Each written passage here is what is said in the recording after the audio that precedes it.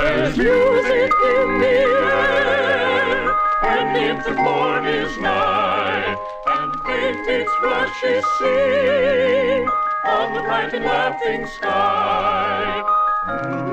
Down our way, an evening's visit that's filled with old-fashioned singing and simple fun. The folks are just like your friends and neighbors, and their town is your town. Eli Jenkins is leader of the town's singing group and also has a finger in most of the town's social activities. So it's no little surprise to Eli when he receives a phone call at his grocery store informing him of a contest to be held in conjunction with the church bazaar. A contest he hadn't heard a word about. But I ain't heard a thing about this here contest. Huh? No, now you can't say nobody ain't heard about it, because now I've heard about it, and... All right, so you mean that... Oh, you mean I'm the first? Yeah, that's better. Now, tell me about it. Huh? The cooking contest. For all the men down our way. Ain't that something? A cooking contest. Huh? Sure I'm going to enter it. Why, just as sure as your name's Abigail Lucibel Haskins, I'm going to win that contest. Huh? Oh, your name's Abigail Lucy May Haskins. Well, just the same, I'm going to win it. Thanks for calling, and I'll see you when I come to collect my prize. Oh, Jenny! Had you forgotten about me?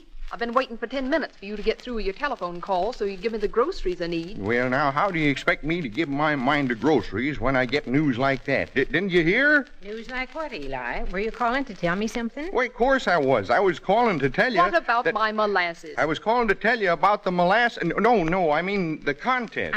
A molasses contest? No, molasses ain't got nothing to do with it. What do you mean, nothing to do with it? How am I going to finish up my supper without molasses? Oh, the only thing that's important now at the minute is the contest. Oh, so my supper ain't important. Well, what kind of a contest is it, Eli? What about my supper? It's a supper contest. No, consarn it, I mean a cooking contest. Don't know how you think people can get along without any supper. And it's all for men. It's a supper for men? Yeah, can't you understand plain words, Jenny? It's a molasses contest. No, I mean a supper contest. Now, I mean, it's a molasses supper for... I don't know what I do mean. Is this what you call giving your customers service? I'll take my grocery business to Shelby Junction. Tarnation and thunderation, can't a man even... Eli, that ain't a fitting way to be talking to your customers. But, Jenny, I'm just trying to tell you about... About what, Eli? Yes, land sakes, what is it you've been jabbering about? Oh, about it. Now, ain't that the god-dangdest thing you ever heard of? I can't even... remember what I wanted to tell you now. Well, just rest for a spell and it'll come to you. Now, can I get something for you? Yes, I wanted a can of molasses. She did it.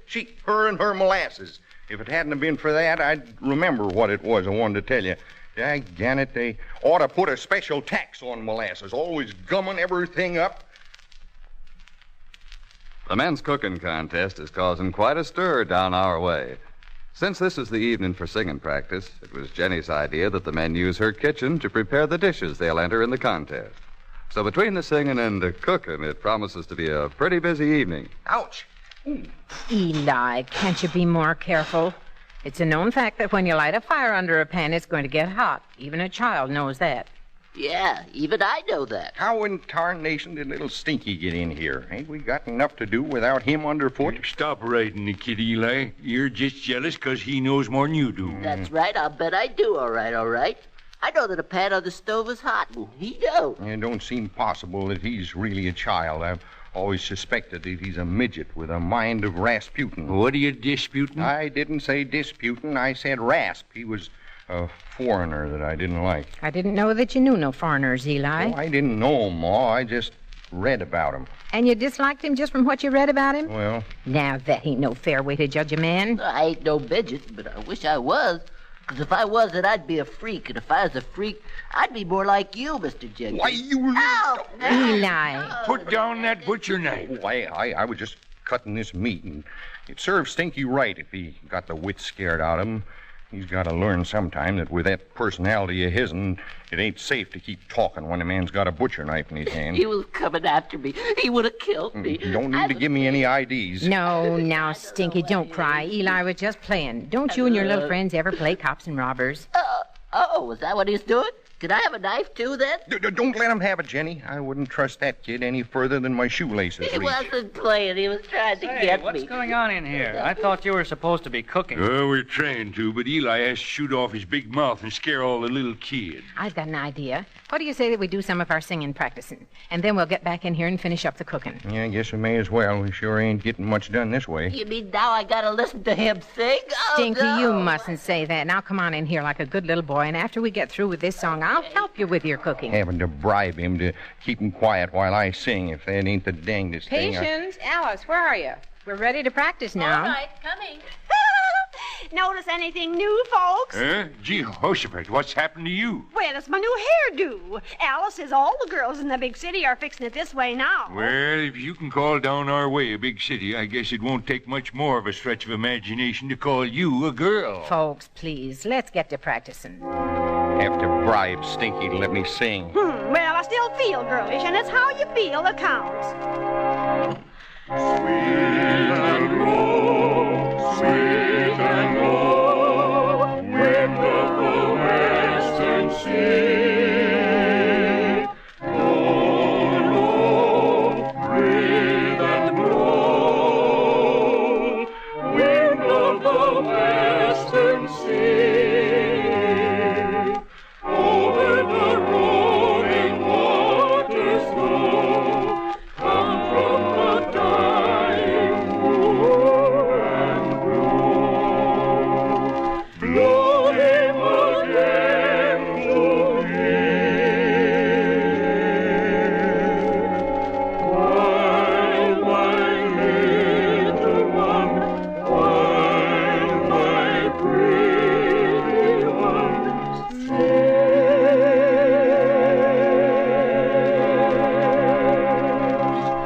sleep and rest, sleep and rest. Father will come to thee soon. Rest, rest on mother breast. Father will come to thee soon. Father will come to his babe in the nest. Silver sails all out of the west. Under the silver moon. Sleep, my little ones, sleep. My pretty one,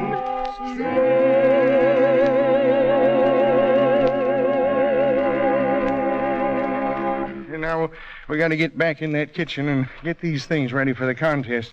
All entries have to be in by 8 o'clock sharp. Yes, and I hear that the judges are going without any supper, so they'll be good and hungry to taste all the entries as they come in. Yeah, I don't call that fair. Anything will taste good to a bunch of hungry people. Why, even old Ben's conglomeration of stuff would seem appetizing. Now, don't you dare call my vegetable casserole with the cheese stuffing a conglomerate, well, whatever it was. You don't need to worry about running competition. There's a separate prize for vegetable dishes, another for meats, and another for breads. That's right. So even my cinnamon rolls won't conflict with your entries. Yeah, nobody can compete with my own special meat and gravy casserole, 'cause, you know, I wouldn't want this to get around, but I got my own little secret for making it taste so delicious. There ain't nobody ever tasted my meat dish that ain't said it's the best darn thing they ever had. And it's all account of my little secret. I just sort of pour it in to taste. Dandy Koshin, Eli, do you mean you've been doing that all these years?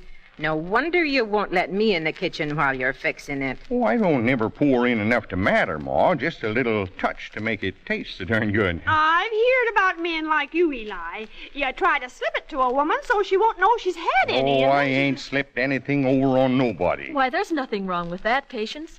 Even people who never drink will use a little in cooking. I don't know why I always wind up feeling like I done something. Oh, come on in and get your stuff off of this here drain board, Eli, and give me some room to work here. Why can't you work on the table? Oh, Stinky's got his stuff all over it. You mean that little I whippersnapper? told him he could have something to enter, too, Eli. I'll go and see that he don't get in your way. Oh, he's in my way just living in the same town. I guess I'd better put my rolls in the oven now. My, but they look wonderful. And here all this time, I didn't even know you could cook. Well, I've been telling you I'd make some girl a fine husband. Well, I don't know why you keep Cliff on the ropes this way, Alice. Why, Mrs. Haskell and me was just remarking the other day that we think... Patience, there's one thing you overlooked. It ain't Mrs. Haskell's affair, and it ain't your affair. Now, if that ain't an insult. There ain't a reason in heaven or earth that'll excuse you insulting me tonight, Ben Potts. All your planets are just where they should be, and the ecliptic is rising in your vernal equinox. There's something rising in this kitchen, too. I think it's Cliff's rolls. You'd better put 'em in, boy. Here goes. Let's hope they behave themselves in that oven and bake pretty enough to win me the prize. Well, if this ain't a sight.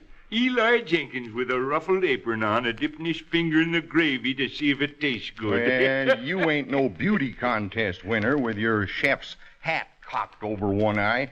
Silliest thing I ever heard of, wearing a hat to cook. Well, it gets me in the mood, Eli. And when you're a bachelor and have to cook all the time, you need something to get you in the mood. You don't have to do your own cooking, Ben. Don't you remember I can cook? Remember it. And just the thought of it, and I feel like taking another dose of medicine. Where's my bottle? You always put in marshmallows and stuff. Well, that's to make it look pretty. Well, I'd rather turn out the lights and enjoy the food. Yeah, there's something around here I don't like. Little Stinky's being too quiet. Nobody's got a chance to be anything else around you. Where's that butcher knife? Eli. Is he going to tag along with us down to church? Well, any man in town can enter the contest. But he ain't no man. I ain't a midget either. There's no age limit, and the contest will close in 10 minutes. So I think you'd better stop fussing around and get your entry ready, Eli. No, I'm hurrying like blazes. Where's the pepper? I gotta have some more pepper here. How are you coming, Ben? Well? Will you have it done in time? Hey, bet your life I will. I wonder how a bit of medicine would taste in this. You know, I kind of got to liking it after taking it all these years. Maybe you better leave it out. The judges may not take to it as you do. They don't know what they're missing. Cliff, since you're all finished, why don't you practice your song while your rolls are baking? That's a good idea. Alice, will you watch to see that they don't burn? Yes, I will. Mrs. Jenkins, will you make with the music at the organ? Well, I'll try. What are you going to sing? I'd better get a number ready for the PTA picnic. The entertainment chairman called on me yesterday. Would this one seem to fit? Yes, that'll be good. Oh, Danny boy, the pipes are calling from glen to glen and down the mountainside. The summer's gone and all the roses falling. It's you must go and I must bide. But come ye back when summer's on the meadow, or all the valleys hushed and white with snow. It's I'll be here in a sunshine or in a shadow. Oh, Danny boy, I love you so.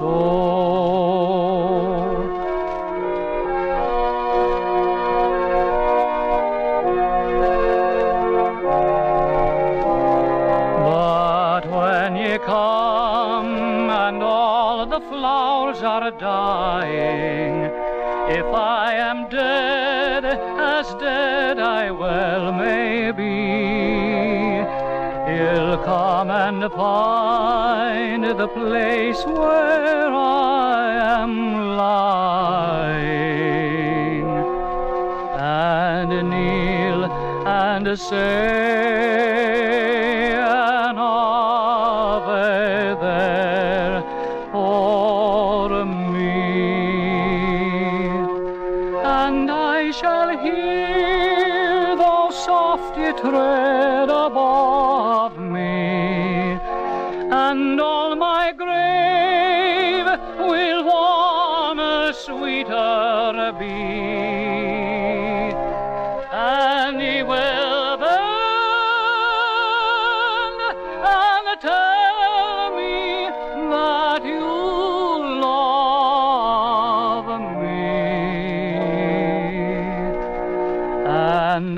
I shall sleep in peace until you come to me. I close my eyes and listen to you, Cliff. You take me back 20 years. I don't know why more young people don't do those beautiful old songs. Yes, they're just as pretty as they were when my pa used to sing them to Mother. There's more of a swing back to them now. In school, when we sing together, the boys and girls often want to sing these old songs.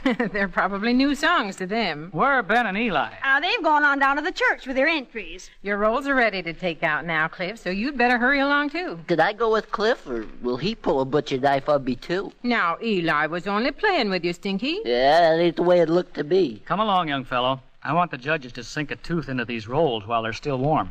Say, what have you got there? That looks fancy. Why, It's just a little dish of his own, Cliff. Go on down there now. Wish me luck. Me too. Come back with all the prizes. We'll be waiting. Bye. We'll be back in a few minutes. The winner is going to be announced at 8:30. Goodbye. Oh, I do hope they'll win. It'll be such a blow to Eli if he doesn't take first place with that meat dish of his.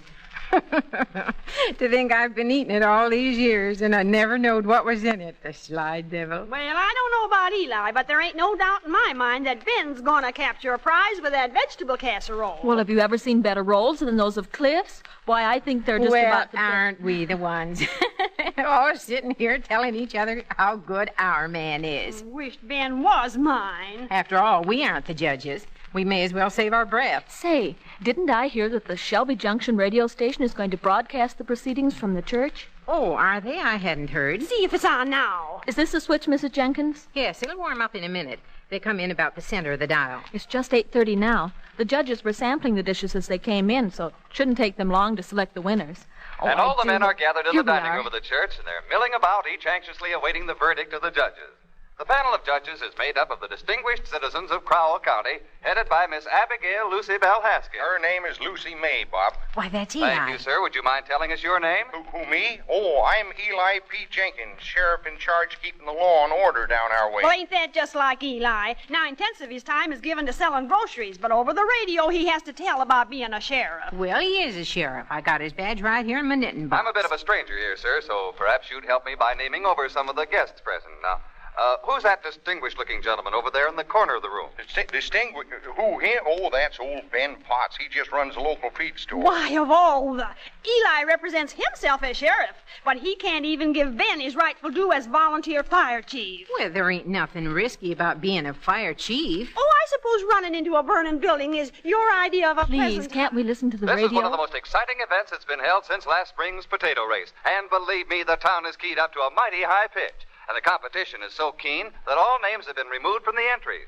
The judges are going entirely by number. At the moment, the judges are conducting balloting.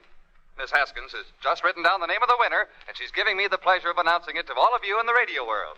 Oh, what an upset. This is the biggest news yet. By unanimous decision, they've taken an unprecedented step and voted to combine all the prizes into one grand award. Miss Haskins, would you step to the microphone and tell us the reason for this amazing decision? Well, we judges been tasting and tasting since 6 o'clock tonight. And when one dish was set before us, it was so superior to all the rest that we just couldn't do nothing but award it the combined prizes. It's Eli's. I just know All the it. prizes are going to this one dish? Yes, it combines the meat, vegetable, and bread classifications. So here's a number of the winner. It's 463. That's it. Which of you men hold that stub? Now, quickly, It must number be a 4. mistake. My number's 271. No mistake. Who holds 463? Mister, if you'll protect me, I'll tell you something. Why, what do you mean, protect you, little boy? Now, I'm busy. I'm trying to find the winner of the men's cooking contest. Number but 4. that's what I want to tell you.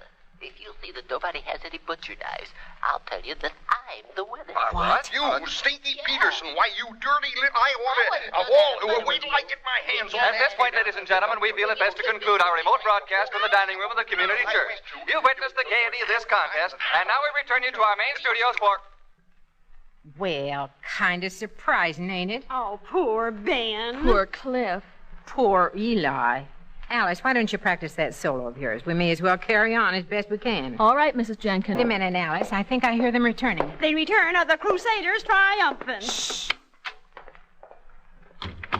Is it a nice night out? Oh, beautiful. It reminds me Don't of... you even want to know what happened? We hear. We tuned in on the broadcast over the Shelby Junction station. You know, Eli, you have the nicest voice over the radio. The first judge tasted mine, and he smiled. And the second took a bite and reached for another. And the Yeah, but third... what about my dish? They licked the casserole clean. Then after all that... Careful, Eli. You're getting red in the face again. And the terriblest part of it all is the fact that I know Stinky didn't rightfully win that prize. What? What do you mean? I mean that I recognized the dish that won all them prizes, and I got to thinking back, and I remembered that Jenny was in the kitchen there supposedly helping them. Why, then it was this... and it was Jenny's hunter's pie, or I ain't been eating her cooking for 32 years. Yes, I guess it did help him quite a lot. Yeah, I got another ID, too. Here, let me take a look at that bottle. Here you are, just as I thought, half gone. I put in just a touch in mine, but little old Stinky practically empties it in his. That kid, if I ever get my hands on him... Eli, I'm realizing that I didn't do a good thing helping him as much as I did. Bet you didn't. I only meant to make up to him for the way you'd been fussing. But now that he's won all 3 prizes, I just don't know what to do. Yeah, there's only one thing to do. All right, if you think I should go to the judges, I will and tell them everything. And then they'll undoubtedly take back the prize money and maybe give you part of it. Yeah. Let's sing this beautiful hymn that we got to practice now, and then I'll tell you the only excuse I got for what I done. After that, if you still want me to, I'll go to the judges. Come on now and gather round. All right. Everybody now all together. On a hill far away stood an old rugged cross, the emblem of suffering and shame. And I love that old cross where the dearest and best for a world of lost sinners was slain. So I'll cherish the old rugged cross till my trophies at last I lay down. I will cling to the old cross and exchange it someday for a crown. Take the chorus once more, folks. So I'll cherish the old cross till my trophies at last I lay down. I will cling to the old cross and exchange it someday for a crown. Are you all listening? This is what I wanted to tell you. Yeah, we're listening, Ma. You know, an 8-year-old boy like Stinky doesn't want much. For that matter, he really doesn't need much. But among the things he does need are shoes without holes in the soles. I guess that now he won the prize money, I just keep thinking how it might fill up those holes in his shoes. I know his ma ain't got none to spare with a whole load of 5 kids to carry.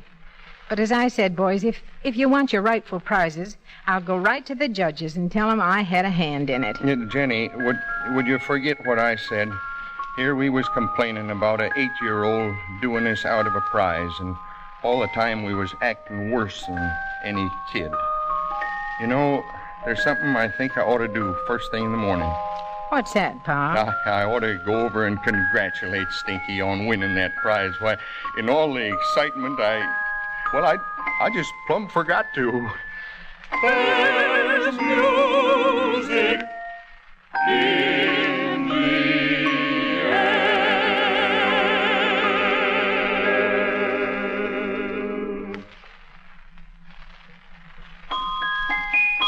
There's music in the air when the infant morn is nigh, and faint its blushes sing on the bright and laughing sky.